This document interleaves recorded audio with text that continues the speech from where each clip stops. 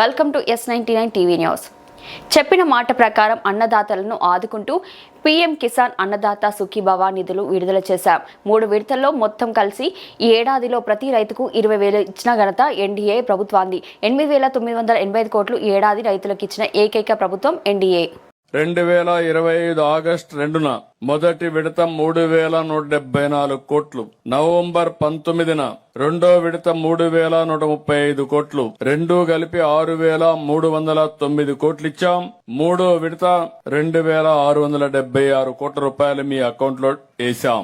మొత్తం కలిసి ఈ సంవత్సరం 8,985 కోట్ల రూపాయలు రైతులకు ఇచ్చిన ఏకైక ప్రభుత్వం ఎన్డీఏ ప్రభుత్వం అని చెప్పి కూడా నేను మీకు తెలియజేసుకుంటున్నా.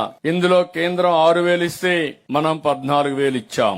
రెండూ కలిపి 20,000 అయింది. అదే గడిచిన కాలంలో 7,500 రూపాయలు ఇచ్చి మిగిలిన అన్ని కార్యక్రమాలు కూడా ఆ రోజు ఎగ్గొట్టే పరిస్థితికి వచ్చారు. ఈ రోజు ఈ ప్రభుత్వం 7,500 నుంచి 14,000 చేశాం. అదే సమయంలో టెక్నాలజీనే కాకుండా అన్ని విధాల రైతుని ఏ విధంగా ఆదుకోవాలనో అన్ని విధాలు ఆదుకోవడానికి ముందుకు పోతున్నాం అని చెప్పి కూడా నేను మీకు తెలియజేసుకుంటున్నా.